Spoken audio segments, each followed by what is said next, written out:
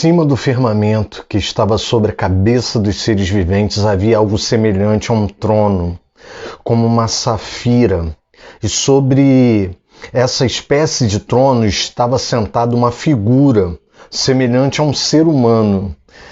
Vi que essa figura era como metal brilhante, como um fogo ao redor dela, desde a sua cintura e daí para cima.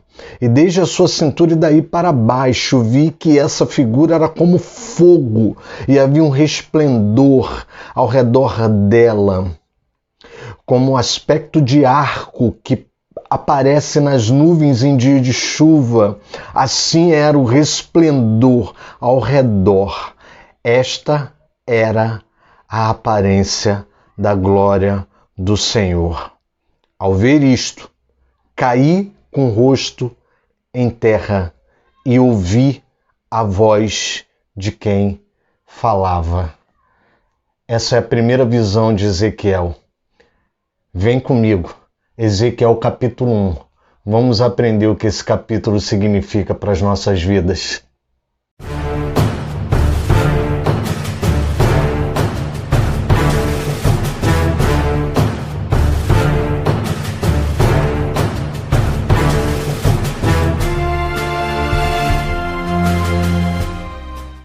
Graça e paz, queridos, Pastor Alexandre aqui, e hoje a gente está trazendo o segundo episódio da série Estudos e Confrontos com o livro de Ezequiel.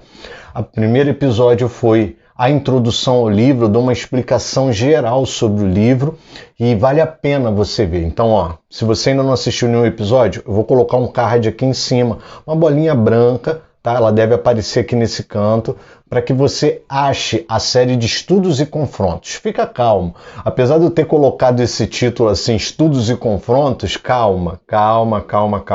Isso é uma forma de filtrar as pessoas que querem verdadeiramente aprender um pouco mais da palavra de Deus. E é óbvio que vai ter confronto, porque quando a gente estuda a palavra de Deus, não tem para onde correr. Rola um confronto, amado, porque a palavra de Deus nos constrange, a palavra de Deus nos confronta, amém? Então, olha só, vai lá no canal, se não aparecer a bolinha branca, você clica aqui embaixo no Pastor Alexandre dos Santos, vai no meu canal, vai em playlists e lá você vai encontrar todas as séries, não só a série Estudos e Confrontos, você vai encontrar a série Gênesis, vai encontrar a série de devocionais de Ruth, vai encontrar sermões, séries de devocionais gerais, você vai encontrar todas as playlists no meu canal e vai encontrar também a série de Estudos e Confrontos de Ezequiel. Amém, querido?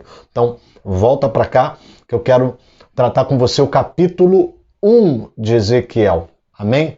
O capítulo 1 de Ezequiel, ele é um capítulo tremendo. E quando Deus colocou esse estudo, esse desejo de trazer esse estudo no meu coração, foi através da vida dos pastores que cobrem a minha vida. Eu tive um sonho, inclusive, coloca aqui embaixo nos comentários se você quer que eu conte esse sonho. Já teve algumas pessoas que colocaram, então coloca aqui, comenta. E outra coisa, coloca suas dúvidas também. Não dá para um estudo de 15 minutos a gente falar de tudo. Então, se você tem dúvidas depois da sua leitura, você coloca aqui embaixo, porque você tem que ler. Então, leia o capítulo 1. Veja se te resta dúvidas e coloca aqui embaixo, comenta. Quando você faz isso, o YouTube entende que o vídeo é relevante e mostra para pessoas, até para pessoas que não são inscritas. E isso é uma forma que a gente tem de espalhar a palavra de Deus. Amém, querido? E hoje, no capítulo 1, a gente vai falar da primeira visão de Ezequiel, quando ele foi chamado. Logo no início do capítulo 1, no versículo 1, 2... e no versículo 3, Ezequiel faz uma espécie de nota autobiográfica, ou seja, ele se localiza, ele se identifica e ele se localiza, né? Ele diz que no 30º ano, ou seja, ele dá a questão temporal aí, né? Esse 30º ano, a maioria dos teólogos acreditam ser a idade de Ezequiel. E essa idade calculada bate exatamente com o 5º ano que ele vai falar depois, que é o 5º ano da deportação. Ele foi deportado em 597 e essa visão está acontecendo em 593 antes de Cristo, tá, amado? Todos os anos que eu falar aqui é antes de Cristo, tá bom? E que vai bater exatamente com a deportação que acontece na época do rei Joaquim, tá bom? No lugar do rei Joaquim fica o rei Zedequias, ou seja, Quando isso aqui acontece, essa visão acontece, está lá um rei vassalo colocado de enfeite por Nabucodonosor. Ou seja, ele tira Joaquim e coloca Zedequias lá para poder ficar no lugar de Joaquim. Amém, querido? Então, Nabucodonosor era quem estava dominando nessa época, ele estava fazendo deportações, inclusive essa deportação que acontece de Ezequiel, ele ainda nem era rei, ele era príncipe, o pai ainda era vivo, tá? E aí ele é deportado em 597. Eu falo mais ou menos isso lá na introdução, mas é bom você ver a introdução para você entender essas questões temporais. Quando ele abre o livro falando do 30º ano, os teólogos não encontram nenhuma referência de 30º. 30º a partir do quê? Né? E aí a gente é levado a entender que ele está falando da idade dele, com 30 anos. O que coincidentemente vai bater com Números capítulo 4, que fala que o exercício sacerdotal deveria começar aos 30 anos. Tá, amado? É o que a gente percebe. Por quê? Porque nessa nota autobiográfica ele fala que ele é filho de Buzi, sacerdote. Então, como o sacerdócio era algo hereditário, né, por ordem do Senhor, lá em Êxodo, né, você vai ver que hereditário é uma família sacerdotal e não se poderia tirar sacerdotes de outras tribos que não fosse da tribo de Levi. Então, a gente vai perceber que Deus tem Ezequiel como sacerdote. Só que olha só, ele está de frente ao rio Quebar, junto com alguns exilados. Entendeu o clima? Ou seja, ele não está lá em Judá, na terra de Jerusalém. Então ele não podia exercer o ofício sacerdotal, porque naquela época o ofício sacerdotal estava intimamente ligado ao lugar do templo, ao lugar de adoração. Por isso que em João 4 você vai ver aquele papo da mulher samaritana com Jesus, ela perguntando qual o verdadeiro local de adoração. E Jesus, ele vai dizer que não haveria mais um lugar certo e que sim, Deus estaria procurando, era Deus quem procuraria os verdadeiros adoradores que o adoram em espírito e em verdade. A dúvida da mulher samaritana vem exatamente por causa dessa questão. Ou seja, para exercer o ofício sacerdotal, Ezequiel teria que estar em Jerusalém, porque naquela época, no Velho Testamento, na Antiga Aliança, o local de adoração ainda era vinculado a um local físico, a presença do templo, a presença da arca para a manifestação da glória de Deus. A gente vai ver no livro de Êxodo, no livro de Deuteronômio, a presença da arca, ela simbolizava a presença de Deus, sendo que, na época do tabernáculo de Moisés, a presença de Deus era manifesta exatamente em cima da arca, sobre o propiciatório, que era a tampa da arca, onde haviam 2 querubins. Não pense, amado, que eu já não estou falando de Ezequiel, capítulo 1. Eu estou falando, vai entendendo aí. A Shekinah de Deus, esse verbo, a Shekinah de Deus, que é a manifestação da glória de Deus, ela se manifesta entre os 2 querubins que têm as asas coladas uma na outra, ou seja, eles encostam a asa uma na outra. Você vai ver isso em Êxodo, quando Deus dá para Moisés as medidas da arca, dá todos os detalhes da arca. Você vai ver que ele manda fazer 2 querubins e ali, uma fumaça era manifesta ali. A fumaça que a gente vai ver, de certa forma, Ezequiel falando, ela é manifesta ali, entre os 2 querubins, né? Entre as asas ali se tocando. Amém, querido? Então, Ezequiel, ele está no rio Quebar, que hoje, no mapa de hoje, fica próximo a Bagdá. Ele está próximo a Bagdá e ele está ali, junto com alguns exilados. Por quê? Porque ele não foi para o palácio como Daniel, tá? Daniel foi deportado aproximadamente em 606 a.C. Ezequiel não estava com Daniel nessa primeira deportação. Ezequiel vai na segunda deportação. E Jeremias, que já está findando o ministério dele, está lá na terra, tá? E sendo deportado para o Egito também, não nessa ocasião, mas numa posterior. Tá bom, querida? Amém? Ele está de frente para o rio Quebar, ou seja, próximo a Bagdá no mapa de hoje, tá mais ou menos ali nas proximidades de Bagdá, e ele começa a ter uma visão. Ele diz que olha para o norte, né? Ele diz que olha para o norte. Mas por que essa coisa de olhar para o norte? Porque o norte é tido como a morada de Deus. Você pode procurar em Salmos 48:2, você vai encontrar o salmista falando isso, e você vai ver também que em Jeremias capítulo 1, de 13 a 15, Jeremias vai falar sobre um local de julgamento, que é justamente o norte. Então, assim, na Bíblia tem-se o norte como o local da morada de Deus. Junto a isso, quando ele olha para o norte, ele sente um vento impetuoso. Que vento impetuoso é esse? Esse vento impetuoso, amado, muitas vezes na Bíblia também tido como uma brisa suave, mas sempre uma movimentação de ar, né? Um deslocamento, porque o que é brisa, o que é vento, amado? É um deslocamento de ar, né? Deus, quando se apresenta, ele vem trazendo essa movimentação, né? A gente vai ver, por exemplo, lá na frente, quando Ezequiel vai falar com o Vale de Ossos Secos, ele vai falar sobre o vento dos quatro cantos. O que é isso? É o deslocamento de ar que Deus provoca, amado, com o seu poder. Mas a gente vai ver isso principalmente em Jó, capítulo 38, verso 1, e Jó, capítulo 40, verso 6. Vai lá, dá uma conferida que você vai entender. Então, aqui a gente tem todos os elementos prerrogativos, né, para que a presença de Deus seja manifesta de forma visível por um ser humano. Ele olha para o norte, né? Então são marcos humanos, tá, amado? Ele olha para o norte, como é que ele sabe? O norte é um ponto cardeal que o ser humano criou. Então ele olha para o norte e vê um deslocamento de vento, um vento impetuoso, que é a presença de Deus. E aí, amado, ele começa a descrever, ou pelo menos tentar descrever. E aqui cabe a justificativa aqui do pastor, coitado.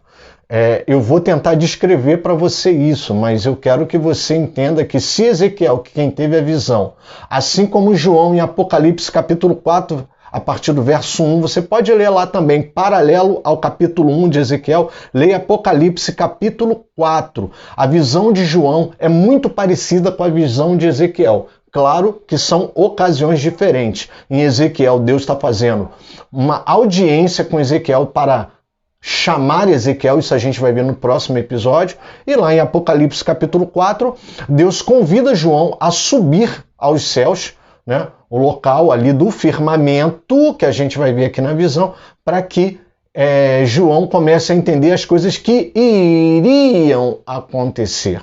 Então são dois contextos diferentes, porém a visão é a mesma. Amém, querido? Então, Deus começa a manifestar. E aí Ezequiel, ele começa a descrever em camadas, tá? Imagina 3 camadas, amados. 3 camadas. Você vai ter as rodas, os seres viventes e acima dos seres viventes o firmamento. Amém? O firmamento. Mesmo firmamento de Gênesis, tá? O mesmo firmamento de Gênesis e o firmamento que você vai ver lá em João, né? Apocalipse segundo João, quando Deus fala assim, sobe aqui. Quando Jesus convida João, sobe aqui. Que subir é esse? Subir para o céu ali, tá? Ele vai ver o firmamento também. E ali ele começa a ter uma visão e ele usa uma preposição, ele usa uma conjunção, ele fala como, né? Ele fala assim, uma coisa como. Você vai ver as versões bíblicas falando uma coisa como, uma coisa como. Isso simboliza semelhança. Para você ter ideia, ele vai falar isso 18 vezes nesse texto. Uma coisa como, tá? E a semelhante, essa palavra semelhante, ele vai usar 10 vezes. Então, o que Ezequiel está tentando? Ele está tentando descrever uma visão divina, amado. E a gente precisa entender. Ele vai ver os seres viventes, ele vai ver 4 seres viventes, né? E aí ele diz pra gente que a aparência geral, estrutural, é como de ser humano. Então ele vai ver 4 seres viventes, tá?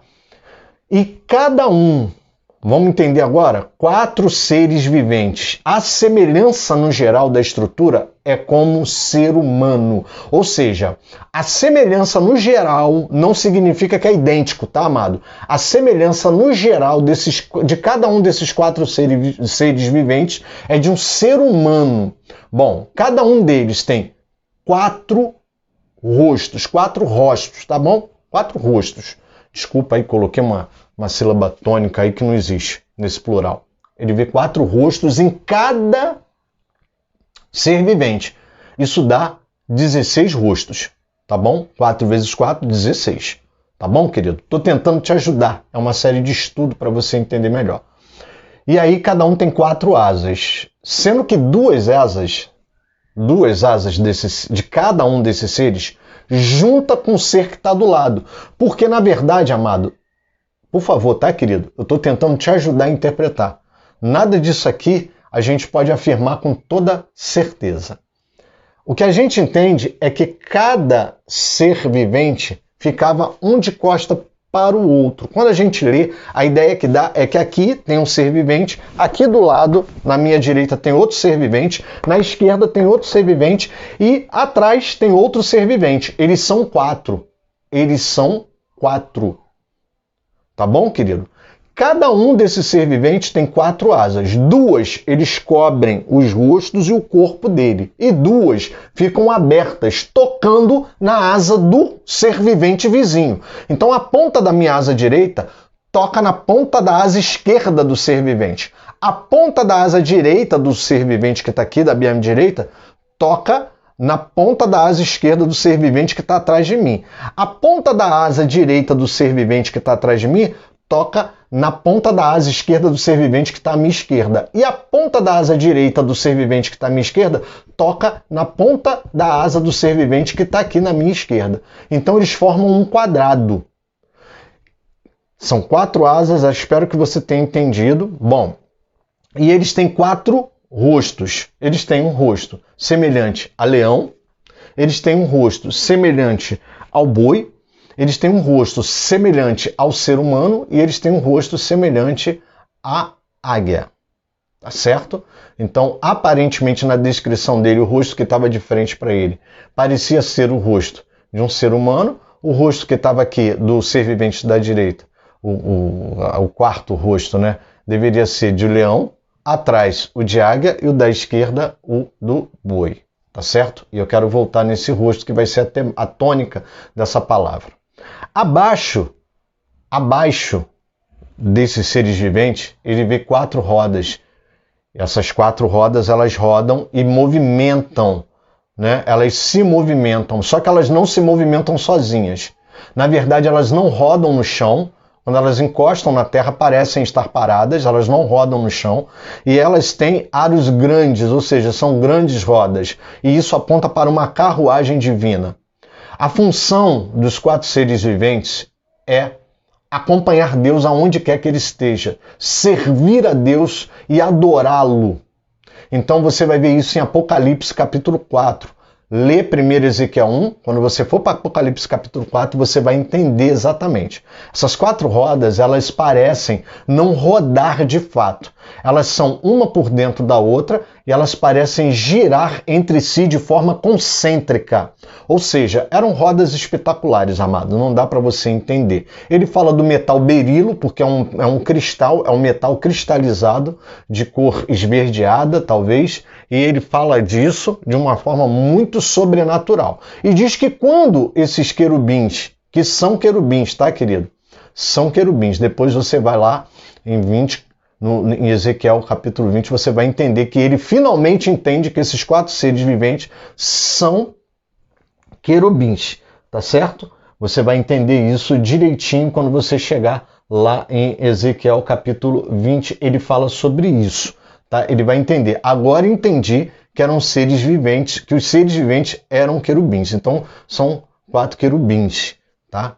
Apresentando cada um esses 4 rostos. E dentro dessa visão dos querubins, eles têm uma mistura, amados. Por baixo da asa tem mãos humanas, né?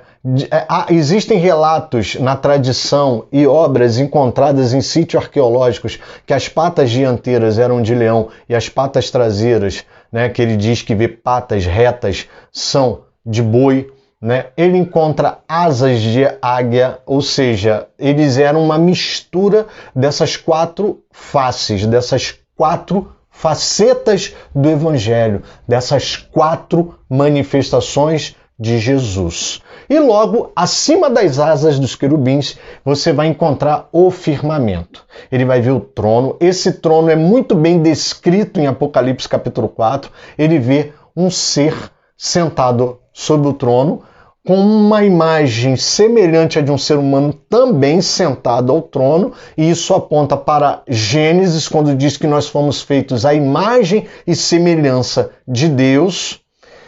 E aí ele diz que vê como um metal que brilha, né? Então você vai ver isso lá em Apocalipse, e ali se dá o chamado dele, a parte que eu li na introdução do vídeo. E aí ele cai com o rosto em terra e ele entende que ali Deus se manifesta para ele. A manifestação da glória de Deus, ela é manifesta, está ali. Ele cai com o rosto em terra porque ele diz que vê a glória de Deus. Mas o que eu quero que você entenda nesse capítulo é o seguinte: 4 seres viventes, 4 rostos, 4 rodas, 4 asas, sempre 4, 4, 4, porque o 4 aponta para a universalidade. Muito embora o 7 seja o número da perfeição, 4 aponta para o que é completo, fechado, universal. Os 4 pontos cardeais, as 4 cortinas da entrada do tabernáculo, os 4 seres viventes, os 4 evangelhos, as 4 características que Pedro fala para nós em 1 Pedro capítulo 2, verso 9. Né? Se você for olhar, Deus sempre vai tratar as totalidades como 4. Então é um número que aponta para a universalidade. E aí a gente vai entender o seguinte, que na verdade esse rosto que você vai ver nos seres viventes e que vai acompanhar durante a Bíblia toda a manifestação desses seres viventes, eles apontam para coisas tremendas. Porque o rosto do leão aponta para majestade. O rosto do boi aponta para serviço. O rosto do ser humano aponta para a humanidade. E o rosto da águia aponta para divindade, aponta para as alturas. E aí, coincidentemente, a gente vai ver que os tecidos da entrada do tabernáculo falam de 4 tipos de tecido. A gente vai ver que a gente encontra, sim, a púrpura, né? A gente vai encontrar a púrpura apontando para a majestade, a gente vai encontrar o linho apontando para o serviço sacerdotal, que era a roupa, a veste sacerdotal, que é o rosto do boi, que aponta para serviço, a púrpura que aponta para a majestade é o rosto do leão. A gente vai encontrar o carmesim, que aponta para a humanidade, que aponta para o sangue, ou seja, aponta para a humanidade, e a gente vai encontrar o azul celeste, que aponta para os céus, que aponta para a divindade, que aponta para a águia. Coincidentemente, a gente vai encontrar Mateus, o Evangelho de Mateus, apresentando Jesus como rei. Então, a face do leão está justificada. A gente vai ver o Evangelho de Marcos apontando para o servo, Jesus servo, que exatamente é simbolizado pelo boi. O boi, ele aponta para a servidão, para o serviço. A gente vai encontrar o Evangelho de Lucas apontando para o Filho do Homem, ou seja, a humanidade de Jesus. Ele mostra Jesus como Deus, mas mostra como homem, 100% Deus, 100% homem. Mas a gente também vai encontrar João, o Evangelho de João, apontando Jesus como Deus, ou seja, algo divino, o ser divino, que é a águia. E que, na verdade, isso não fica distante daquilo que, como igreja, nós deveríamos ser. Como igreja, amado, ao manifestar a glória de Jesus Cristo, pois é Cristo em nós a esperança da glória, nós deveríamos ter também não só o rosto, a face, a faceta da majestade como reis e sacerdotes que somos, mas deveríamos ter, sim, a faceta do boi, de servir como sacerdote. Mas deveríamos ter também, não esquecer, que além da majestade, que é a face que a igreja precisa manifestar, que é a da majestade, a do serviço, mas também a do homem, a da humanidade, aquele que raciocina, aquele que racionaliza, aquele que entende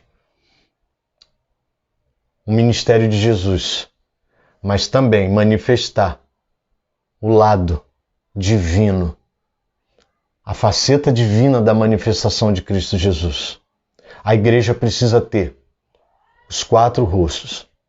O de leão, que aponta para a majestade. O de boi, que aponta para o serviço.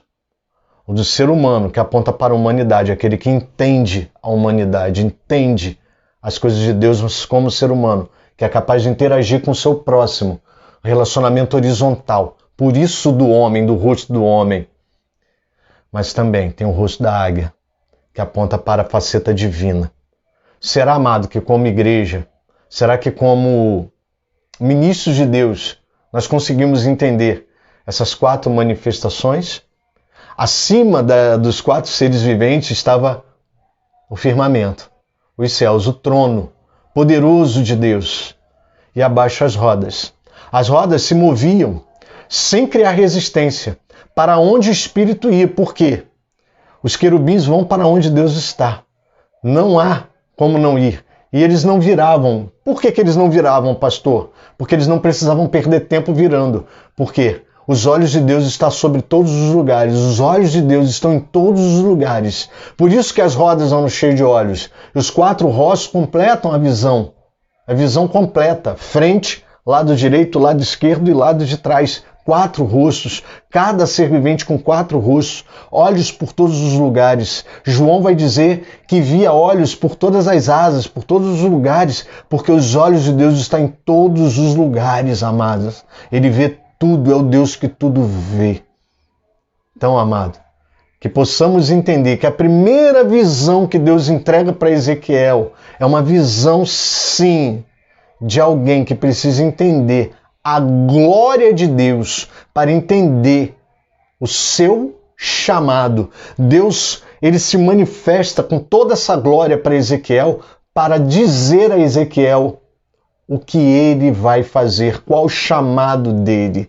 Então, querido, que como igreja, como chamados de Deus, possamos entender, lá em 1 Pedro, capítulo 2, verso 9, que fala do nosso chamado, as 4 dimensões do nosso chamado, as 4 manifestações de Cristo. A majestade, o serviço, a humanidade e a divindade. Amém, querido? Fica com Jesus e olha, não deixa de estudar não, porque vem muita coisa boa por aí.